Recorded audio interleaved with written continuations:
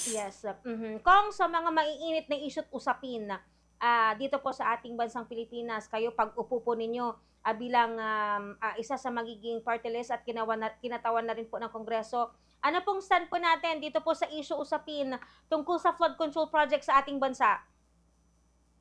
Nako, kami po ay sumusuporta sa panawagan na dapat zero funding na sa flood control projects. At ang kailangan kasi natin yung mga nature-based solutions pagdating po sa flooding. Pag sinabi natin na nature-based, yan po yung mga efforts natin sa pagprotekta at pagpreserba ng ating kalikasan, ng ating environment. So silipin natin, no, how's our program and budget for environmental preservation, how do we support our forest rangers, no? Paano natin nilalabanan ng deforestation. Sa tingin namin, kailangan din ma-review, no, yung mga binibigay na mga mining at quarrying permits na para matiyak na ayan ay kumbaga hindi sumisira sa ating kalikasan. So that's one, no, nature-based solutions. Na pangalawa, kami po ay nananawagan na dapat may managot naman sa sobra-sobra na, no, na mga pagnanakaw sa kabanang bayan sa pamamagitan nitong mga flood control projects. Ngayon kasing 2026, no, for the next year, may nakalaan po na 200 plus billion pesos na naman para sa flood control. Imbes po sa flood control, ilagay natin yan sa nature-based solutions at sa social services, no? For our public hospitals, our public schools. Yan po yung matagal ng panawagan ng ating mga kababayan.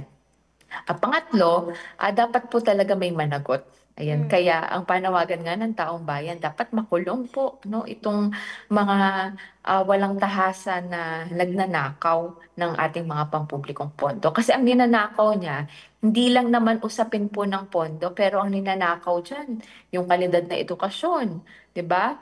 Yung kalidad na serbisyong pangkalusugan sa mental health, o yung pagnanakaw ng desenda ng pabahay, di ba? Yan po yung mga nade-deny ng mga important services sa ating mga kababayan dahil nga hindi na pupunta doon sa kinakailangan yung pondo na galing naman sa buwis ng mamamayan. Kung kayo po hindi naman na po bago sa Kongreso kasi kayo po ay naging bahagi din po ng Kabataan Party List bago po kayo mapunta sa Gabriela. Congressman, kanina si Pangulong Rodrigo Duterte sa kanyang pagsasalita regarding po doon sa binuo pong independent body sa flood control project sa ating bansa. Sabi niya, hindi daw niya alam kung paano tayo napunta sa ganitong sitwasyon ngayon na ganito na po pala kalala itong usapin po ng korupsyon dito po sa ating bansa. Doon pa lang sa flood control project na usapin na Congressman. Tama ba si si President Marcos, Yes. yung nagbanggit ho nung Yes. statement? Nabahayag. Pagdating naman dyan, mahirap pong paniwalaan kasi sa totoo lang po, sino ba ang chief executive natin? Sino ba ang nasa taas, kumbaga? Sino ba ang pumipirma ng General Appropriations Bill, no, para maging General Appropriations Act at batas na sinusunod, no, para po sa pagpapatupad ng mga programang ito.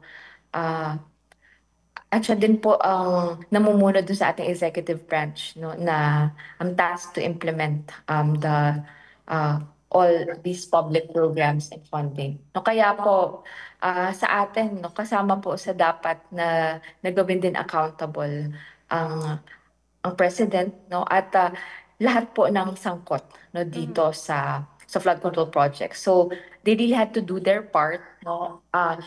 Nagtayo na po 'di ba ng independent commission? Babantayan po natin 'yan. Pero habang pinabantayan po natin ang gawain ng independent commission, dapat yung taong bayan na mismo ang magbantay eh. Huwag po natin hayaan na mag-rely na lang tayo sa independent commission. Kasi po limited lang din ang powers niyan. Na hindi naman po yan ginawa by law. Meron din constitutional powers. No? Kaya very limited lang din po no, yung pwede niyang gawin pagdating dun sa pag-exact ng accountability. Ayan, kaya yan po yung hamon, di ba?